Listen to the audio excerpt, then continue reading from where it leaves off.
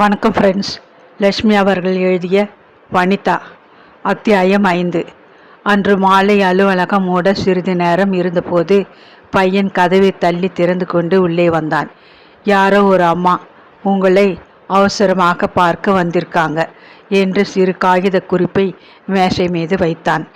மங்களா, அவளது அக்கா, அவளை தேடிக்கொண்டு அலுவலகத்திற்கு வந்திருக்கிறாள். அவளுக்கு தன் பங்களாவை விட்டு சற்றென்று வெளியே வந்துவிடும் அவசியமில்லையே. வனிதா பக்கத்தில் வாழ்ந்தபோது தங்கையை பார்க்க ஒரே ஒரு தடவை வந்து போனவள். உடனே வரச்சொல் என்று பையனுக்கு உத்தரவிட்டாள் வனிதா. பரபரப்புடன் உள்ளே நுழைந்த மங்களா தங்கை சுட்டி காட்டின இருக்கையில் உட்கார்ந்தாள். காப்பி, குளிர்பானம் ஒன்றும் தேவையில்லை. நான் வெளியே எதுவும் சாப்பிட மாட்டேன்னு தெரியுமில்லையா? வீடுக்காக பேசியபடி சாய்ந்து கொண்டு கண்களை சுற்றிலும் ஓட்டினாள்.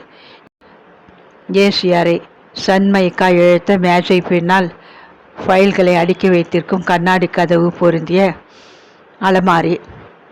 மேசையின் ஒரு பக்கம் சிவப்பு வண்ணத்தில் தொலைபேசி. இன்றக்காம். அப்பப்பா, என்ன தடபுடல்! மங்களா எண்ணி பெருமூச்செறிந்தாள். உதவி மேனேஜர் பதவிக்கு உயர்த்தப்பட்டிருக்கேன்னு கேள்விப்பட்டேன். மகிழ்ச்சி. உள்ளே எல்லாம் நல்லாத்தான் இருக்கு. ஆனால் தெருவுக்குள்ளே தான் காலை வைக்க முடியலை. வெளியே அழகாக இருப்பது போல தெரிந்து உள்ளே அசிங்கமாக இருப்பதை விட இது தேவலை அல்லவா? சிரித்தாள் வனிதா. மங்களா முகம் சுருங்கி போனாள். ஆனாலும் வந்த காரியத்தை சொல்லி முடிக்க வேண்டுமே. உன் அத்தானுக்கு தெரியாமல், மாமியாருக்கு கூட சொல்லாமல் கடைக்கு போகிறாப்புல வந்திருக்கேன். ஒரு உதவி தேவைப்படுறது. என் நாத்தி சியாமலா கணவன் சொந்தமாக தொழில் துவங்க இருக்கான். கடனா அவசரத்துக்கு ஒரு 10,000 கொடுத்து உதவினால் நான் சிறுக சீக்கிரம் தந்து கடனை அடைச்சிடுவேன். இவ்வளோ பெரிய தொகையை புரட்டக்கூடிய தகுதி எனக்கு இருக்குன்னு நினைக்கிறீங்களாக்கா? பெரிய வேலை பார்க்குற உன் கணவனும் பெரிய வேலையில் இருக்கான். வீடு காருன்னு இப்போது வசதியாக வாழும் நீங்கள் 10,000 வங்கியில் வச்சுக்காமலா இருப்பீங்க? உறவினர்களிடம் கடன் வாங்கிறது கொடுக்கறதுங்கிறது சங்கதி என் கணவருக்கு பிடிக்காது. அவரை கேட்காமல் நான் எதுவும் செய்யறதில்லை. நீயும் உன் கணவரும் எத்தனை அந்யோன்யமாக இருக்கிறீங்கன்னு சொல்லாமல் சொல்கிற. பெரிய வேலை பார்க்குறோம், வீடு வாசல் வந்துட்டுதுன்னு உனக்கு ரொம்ப கர்வம். அப்போ என்கிட்ட கடன் வாங்க வந்தியே, உன் கணவர் அனுமதி தந்தாரா? அவர் அடிபட்டு தன் நிலை தெரியாமல் ஆஸ்பத்திரியில் கிடந்தார். நான் உன்கிட்ட கடன் வாங்க போனது தப்புன்னு பிறகு சங்கதி தெரிஞ்சப்போ கண்டிச்சார். என் நகையை விற்று நிலைமையை சமாளித்தது நல்லதா போச்சு. புரியுது.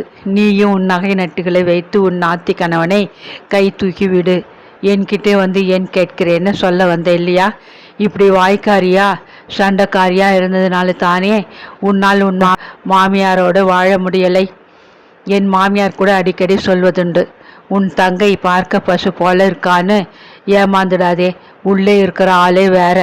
பூக்ககம் நொடிச்சு போயிருக்கிறப்போ அதை பற்றி கவலைப்படாமல் தான் உண்டு, தன் கணவன் குழந்தை உண்டு என்று சுயநலக்காரியா வாழறாளே உன் தங்கை என்று வருத்தப்பட்டாங்க. அக்கா, உன் மாமியாரின் சான்றிதழ் எனக்கு தேவையில்லை. நீ ரொம்ப பொல்லாதவள். உன் சுற்றத்தார் எல்லோரையும் பழிக்கு பழி வாங்கணும்னு உன் மனதிலே ரொம்ப வஞ்சம் இருக்கட்டும். வெட்கத்தை விட்டு நான் உன் உதவியை தேடி வந்தேனே. என் புத்தியை மேலே முடிக்காது எழுந்து கதவை வேகமாக திறந்து கொண்டு சென்று விட்டாள் மங்களா. அக்கா அவளிடம் தனக்காக உதவி கேட்டால் நியாயம். அவளது நாத்தி கணவன், அவளது தங்கை என்று யாருக்காகவோ உதவி கேட்பது நியாயமே இல்லை. அதை கொடுக்க அவள் மறுத்தது சரியே. தன்னை சமாதானப்படுத்தி கொண்டு மேசை மேலிருந்தவர்களை ஒழுங்கு செய்துவிட்டு வீட்டுக்கு கிளம்பினாள். அத்தியாயம் 6. நாட்கள் பல நகர்ந்தன. தனது தொழில் காரியமாக பிரபு டெல்லியில் 4 நாள் தங்க நேரிட்டது. நர்மதாமாளுக்கு காய்ச்சல். குழந்தைகளையும் வீட்டையும் கவனித்து கொள்ள வர முடியவில்லை. வனிதா ஒரு வார விடுப்பில் வீட்டில் தங்கிவிட்டிருந்தாள். எண்ணெய் தேய்த்து முழுக்காட்டிவிட்டு உணவை ஊட்டிய பின் குழந்தை சர்மிளா அயர்ந்து உறங்கி போனாள். மோகனது நர்சரி பள்ளியில் அன்று ஆண்டு விழா. மோகன் வீடு திரும்ப நேரம் பிடிக்கும். பிரபு இல்லாத குழந்தைகளின் சிரிப்பும் கூச்சலும் இல்லாமல் வீடு ஒரே அமைதியில் மூழ்கிவிட்டிருந்தது. பிற்பகல் நேரம். சாப்பிட தட்டை மேசை மேல் எடுத்து வைத்தாள். வாயில் மணி கனகனத்தது. பரபரப்புடன் விரைந்து சென்று கதவில் இருந்த கண்ணாடி துவாரத்தின் வழியே பார்த்தவள் திடுகிட்டு போனாள். அவள் நாத்தி மீனா முகத்தில் வடிந்த வியர்வியை கைக்குட்டையால் துடைத்தபடி வெளியே நின்று கொண்டிருந்தாள். சற்றென்று கதவை திறந்தாள். வாமா, நல்ல வெயில், குடை கூட இல்லாமல் புறப்பட்டிருக்கிறியே என்று அன்புடன் விசாரித்தபடி வரவேற்றாள். பூக்ககத்துடன் போக்குவரத்து அற்று போயிருந்ததால் அதற்கு பின் அவள் முதல் முறையாக மீனாவை பார்க்கிறாள். சிட்டுக்குருவி போல கவலை ஏதுமின்றி வீட்டிற்குள் வட்டமடித்து கொண்டிருந்த மீனாவாது பச்சை குழந்தை போலிருந்த முகத்தில் காலத்தின் சூடு தெரிந்தது. கண்களை சுற்றி கருவளையங்கள், ஏமாற்றம் நிறைந்த பார்வை. எப்பொழுதும் அலங்கார பதுமையாக காட்சி தந்த மீனாவின் இடையில் ஒரு பழைய சேலை, கழுத்திலே பிசிறு தெரிந்த ரவிக்கை, கருகமணி மாலை, கைகளில் கண்ணாடி வளையல். நகை அணிந்து பெண்கள் வெளியே புறப்பட முடியாத காலம். சரியானால் தோற்றத்தில் ஏன் இந்த மாறுதல்? பட்டினியாலும் பஞ்சத்தினாலும் அடிபட்டவள் போல் உடல் இழைத்து மேனி நிறம் கருத்து, முகத்தில் சிரிப்பு மறைந்து தன்னுள்ளே இன்னையபடி சற்றென்று அலமாரியில் இருந்து இன்னொரு தட்டை எடுத்து கழுவி துடைத்து மேசை மேல் வைத்தாள். சாப்பிட்ற நேரம், நீயும் ஒரு வாய் என்னோட சாப்பிடலாம், கை கழுவிக்கிட்டு உட்கார், உபசரித்தாள். அன்னி, சாம்பார் சுவையாக இருக்கு. இந்த மாங்காய் ஊறுகாய் நீங்களா போட்டீங்க? ரொம்ப நல்லா இருக்கே, புகழ்ந்தபடி வயிறார சாப்பிட்டாள் மீனா. முன்பெல்லாம் மீனா சாப்பிட்டதும் கையை கழுவிக்கொண்டு முன்னரைக்கு டேப் ரெக்கார்டரில் பாட்டு கேட்க ஓடிவிடுவாள். ஆனால் இன்று சாப்பிட்டதும் தட்டுக்களை எடுத்துக்கொண்டு பின்பக்கத்து குழாயில் கழுவி துடைத்து அலமாரியில் அடுக்கினாள். மேசை மேலிருந்த சாமான்களை உள்ளே வைத்துவிட்டு அதை சுத்தமாக துடைத்தாள். சமையல் அறையை ஒழுங்கு செய்ய அன்னிக்கு உதவினாள். அண்ணி, நீங்கள் சாப்பிட்றியான்னு கேட்கறதுக்கு முந்தி சாப்பாடு போடுவீங்களா அண்ணின்னு கேட்க துடிச்சிக்கிட்டு தான் கதவு மணியை அடித்தேன். அவ்வளோ பசி. காலையிலிருந்து வெறும் காஃபியோடு இந்த நகரத்து பல அலுவலகத்து படிகளில் வேலை தேடி ஏறி இறங்கி களைச்சி போயிட்டேன். பஸ் பயணத்துக்கு கூட கையில் சில்லறை இல்லை.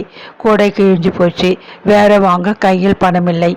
காதறிந்த செருப்பை தச்சு வாங்கி போட்டுட்டு வெயிலிலே பாதை ஓரமாக நடந்து அண்ணி, இப்போ நான் எல்லாத்தையும் புரிஞ்சுக்கிட்டேன். காலையிலே வெறும் காஃபியோடு நீங்கள் போவீங்க. பாவம், பசியிலே எத்தனை பாடுபட்டீங்களோ. வீட்டுக்கு வந்ததும் பெரிய அண்ணி கரண்டியை உங்கள் கையிலே கொடுத்துட்டு மாடிக்கு போயிடுவாங்க. நாள் முழுவதும் வெளியே உழைச்சிட்டு வீட்டிலையும் உழைக்கிறதுனா ரொம்ப சிரமம்னு அனுபவத்திலே புரிஞ்சுக்கிட்டேன் அண்ணி. கொஞ்ச நாளாக நான் வேலை பார்த்துக்கிட்டு இருக்கேன் இல்லையா. வேலை முடிஞ்சதும் வீட்டுக்கு வந்தால் அம்மா தலைவலி மூட்டு வலின்னு முணங்கிட்டு படுத்திருப்பாங்க.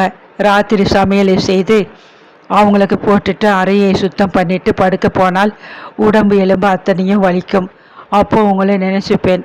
ஆனால் உங்களுக்கு ரொம்ப பொறுமை. உங்களை நான் அறியாத்தனத்தாலே அசட்டை பண்ணி சிறுமை செய்ததுக்கு ரொம்ப அனுபவிச்சிட்டேன். பெண்கள் வேலைக்கு போகிறது தப்புன்னு நினச்ச அம்மாவே என்னை வேலை செய்ய அனுப்பினாங்க.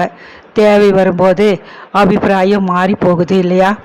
அந்த வேலையும் போய் இப்போ நான் வேறு வேலைக்கு நாயாக அலையிறேன். ஏதாச்சும் ஒரு வேலை பார்த்துக்கோ, சும்மா இருந்தால் என்ன அர்த்தம்னு அம்மா என்னை தினமும் வெளியே விரட்டுறாங்க. பெரிய அண்ணி 2 பேரையும் போய் பார்த்தேன். நாகமணி அண்ணி நான் போன சமயம் வெளியே கிளம்பிக்கிட்டு இருந்தாங்க. இந்த அவசரத்தில் என்ன பேச முடியும்? சாவகாசமாக வந்து உன் அண்ணன்கிட்டே கேளு. வேலை என்ன? தோட்டத்திலே காய்ச்சி தொங்குறது. பிஏ கூட படிக்கலையே, படித்தவங்களுக்கே வேலை இல்லாத காலம் என்று துடுக்கா பேசினாங்க. உட்கார், ஒரு டம்ளர் தண்ணீர் குடின்னு உபசரிக்கவில்லை. இப்படிப்பட்ட அண்ணியை நான் அறியாத்தனத்தாலே ரொம்ப நம்பி அவங்க சொன்னதை கேட்டு உங்களை மனம் நோக்க பேசிட்டேன். சின்ன அண்ணி சூர்யா கடுகடுன்னு பேசினாங்க. உன்னை வேலைக்குன்னு அனுப்பிச்சுட்டு அந்த கிழி உட்கார்ந்து திங்க பார்க்குறாங்களா? வேலைக்கு போனாலே கற்பு போச்சுன்னு கத்தினாங்களே. இப்போ மேலே அவங்களுக்கு சொன்ன அசிங்கமான வார்த்தைகளை என்னால் உங்ககிட்ட சொல்ல மனம் கூசுது. உங்களுக்கு நான் செய்த தப்புகளுக்கெல்லாம் நல்லா அனுபவிச்சிட்டேன், இன்னும் அனுபவிக்கிறேன் என்று கூறி குலுங்கி அழுதபடி வனிதாவை இறுக தழுவி கொண்டாள். மனம் இலகி கண் கலங்கி போனாள் வனிதா. தன்னிடம் தவறாக நடந்து கொண்ட யாரையும் பழிவாங்க நினைத்தவளே இல்லை அவள். தனது சேலை தலைப்பால் மீனாவின் கண்ணீரை மெல்ல துடைத்து விட்டாள். கவலைப்படாதே, உனக்கு தட்டெழுத்து சுருக்கெழுத்தில் நல்ல பயிற்சி இருந்தால் எங்கள் அலுவலகத்திலே சேர்ந்து கொள்ள உதவ முடியும். ஆறுதல் சொன்னாள். உண்மையாகவா அண்ணி? அப்படி நடக்குமானால் நான் உயிர் உள்ளவரை உங்களிடம் நன்றி உள்ளவளாக இருப்பேன். அவசரப்படாதே, விசாரித்து சொல்கிறேன். அடுத்த வாரம் போலதான் அலுவலகத்திற்கு போக போகிறேன். அதே சமயம் அங்கே நீ வந்தால் எங்கள் டைரக்டரிடம் சிபார்சு செய்ய முடியும். அண்ணி, இன்னொரு பெரிய உண்மையை நான் என் அனுபவத்திலே புரிஞ்சுக்கிட்டேன். ஒரு பெண்ணுக்கு கல்வி அறிவு ரொம்ப அவசியம். தொழில் கல்வி ரொம்பவும் முக்கியம். நல்ல இடத்திலே கல்யாணம் செய்து கொடுத்த போதிலும் திடீர்னு அவளுக்கு துன்பம் ஏதாச்சும் வந்துட்டா தன் கல்வி அறிவால் தன்னைத்தானே காத்துக்கிற திறமை வேணும். இந்த விலைவாசியிலே கல்யாணம் செய்துக்கிட்டா கூட ஆணும் பெண்ணும் சம்பாதிச்சாதான் பற்றாக்குறை இல்லாமல் ஓரளவு வாழ முடியும். படித்த படிப்பு உதறிவிட்டு வீட்டோடு உட்கார்ந்துட்டு ஒரு பெண் சோம்பேறியாக அக்கம் பக்கத்து வம்புகளை சுவையாக பேசிக்கிட்டு இருப்பது தப்பு. வீட்டை பொறுப்பாக கவனிக்கிறது தான் முக்கிய வேலை. தேவை ஏற்படும் போது பெண் வேலைக்கு போகிறது தான் சரி. கணவனுக்கு அந்த வழியில் உறுதுணையாக இருப்பது நியாயம். நீங்கள் வீட்டையும் கவனிச்சுக்கிட்டு குழந்தைகளையும் வளர்த்து ஆளாக்கிட்டு வேலை செஞ்சு உங்கள் வாழ்க்கையை உயர்த்திக்கிட்டு இருக்கீங்களே அண்ணி, அது எனக்கு ஒரு பாடம். பரவாயில்லையே, ரொம்ப புத்திசாலித்தனமாக பேசுறியே. கல்லூரிக்கு போய் அதிகம் படிக்காட்டியும் அனுபவங்கிற பள்ளிக்கூடத்தில் நிறைய படித்தேன் அண்ணி. அதற்கு பின் அவர்கள் இருவரும் வெகு நேரம் பலவும் பேசி கொண்டிருந்தனர். வீட்டுக்கு திரும்பி போக பஸ் பயணத்திற்கு பணமும் தந்து மாலை பொழுது தேநீரும் டிஃபனும் தந்து அன்போடு அவள் வழி அனுப்பினாள். சில தினங்களுக்கு பின்னர் ஒரு நாள் காலை அவளை பார்க்க அலுவலகத்திற்கு தன்னுடைய தட்டெழுத்து சான்றிதழ்களுடன் மீனா வந்தாள். கணக்கு வழக்கு பகுதியில் வேலை பார்த்த ஒரு பெண் தட்டெழுத்தர் பிள்ளை பேருக்கு விடுப்பு எடுத்திருந்தது. உதவியாக இருக்கவே காலியான அந்த இடத்தில் தற்காலிகமாக சில மாதங்களுக்கு அவளுக்கு வேலை கிடைக்க வனிதா ஏற்பாடு செய்தாள். வேலை ஏற்கும் உத்தரவு பெற அவளது அறைக்குள்ளே வந்த மீனாவை அவள் உட்கார சொல்லவில்லை. மீனா, உனக்கு சில முக்கிய சங்கதிகளை சொல்ல விரும்புகிறேன். நீ ஏற்கும் இந்த வேலை தற்காலிகமானது.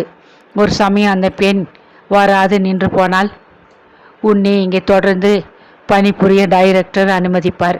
3 ஆண்டுகளுக்கு பின்னர் தான் நிரந்தரமாக்கப்படும். இப்போது சம்பளம் 450.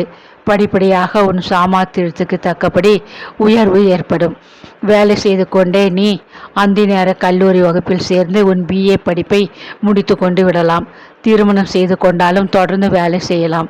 வெளியில் தான் நீ எனக்கு நாத்தி என்ற உறவு. அலுவலகத்தில் நீ என் கீழ் வேலை செய்கிற ஒரு தட்டெழுத்தர். உணவு நேரத்தில் நாம் நமது உறவை கொண்டாடி கொள்ளலாம். அலுவலக நேரத்தில் நமது வேலை மேல் கருத்தாக இருக்க வேண்டும். புரிகிறதா என்றாள். சாதாரண தம்பதியருக்குள் ஏற்படும் அபிப்பிராய பேதங்கள் பின்பு வனிதாவுக்கும் சில சமயம் ஏற்படுவது உண்டு.